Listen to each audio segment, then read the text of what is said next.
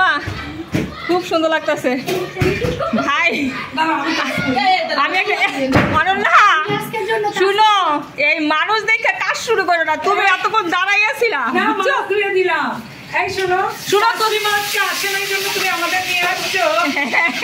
বাড়াই আসছি।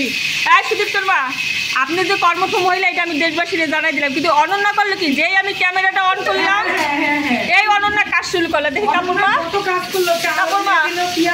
কাপড় মা আপনার খুব সুন্দর লাগতেছে।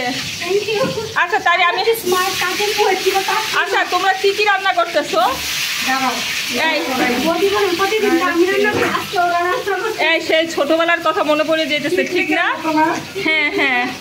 এই আমি একটা কথা বলি, আমাকে না অনেকেই স্কুলে গেলে ভাবি আইসেন, বান্ধবী আইসো, এই যে অনেকেই বাসায় যাইতে বলে, কিন্তু আমি যাই না। কিন্তু আমি জীবনে এই প্রথম দেখলাম, আমি জাস্ট তোমাদের একবার বললাম যে তোমরা কি আসবে আমার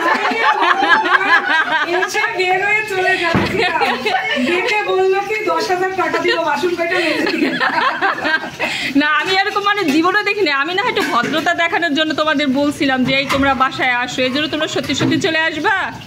এটা হয় কখনো? সুদীপ্তর মা শোনেন, আপনার রান্না খুবই সুস্বাদু, সুদীপ্তর বাবাকে বইলে দিব, কারণ রান্নার খুব ভালো একটা স্মেল বের হয়েছে। আর কাব্যর মা হইলে কি সুযোগ সন্ধান, জেনে কম কষ্ট করা লাগবে, সুন্দর আলু কাটতে বলেছে ভাই। আমি আর পোলা পান। হ্যাঁ ও মা, আমার সোনা বাচ্চারা, তোমরা কি করছিস সোনা বাচ্চা? আদিত্য একটা হাই দাও বেটা, হাই করো। ও মা তোমরা কি সুন্দর ফ্রেন্ড। তিন্নু শর্মি কি তোমার ফ্রেন্ড? তোমরা মজা করছো? তাই খুব মজা হচ্ছে। কাব্য কোথায়? কোথায় চলে গেছে? ও আচ্ছা ঠিক আছে, খেলা করো। অনন্যা, পৃথিবীতে 10 আশ্চর্য জিনিস ঘটনা ঘটে গেছে। অদিত্রী, সমর্পণ, সুদীপ্ত, তারা এসি চালাইয়া সমর্পণ আর অদিত্য দুজন একসাথে মোবাইল দেখতেছে।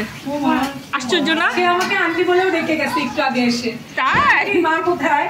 না না, প্রথমে বলছে মা কোথায়। আচ্ছা, সুদীপ্তর আইডি কার্ড খুঁজতে গেছে নাকি, অ্যাডমিট কার্ড খুঁজতে গেছে নাকি? আমি বলি না। এখন বলে কি, আরে আন্টি আপনি আমার মাকে চেনেন না। সে আমাকে জীবনে প্রথম আন্টি বলে ডাকলো। আচ্ছা তাই। আচ্ছা শুনো, তাহলে এখন আমরা এইখানে লাইনটা কাটি। হ্যাঁ, আমরা আবার খাওয়ার সময় আবার ভিডিও করব। শুনো, এই আমি এতক্ষণ তোমার ভিডিও করছি, আমার একটু করিস। আচ্ছা শোন, তাহলে আমি একটু লিপস্টিক দিয়েই তারপর তোরা আমার ভিডিও করিস। রাখলাম।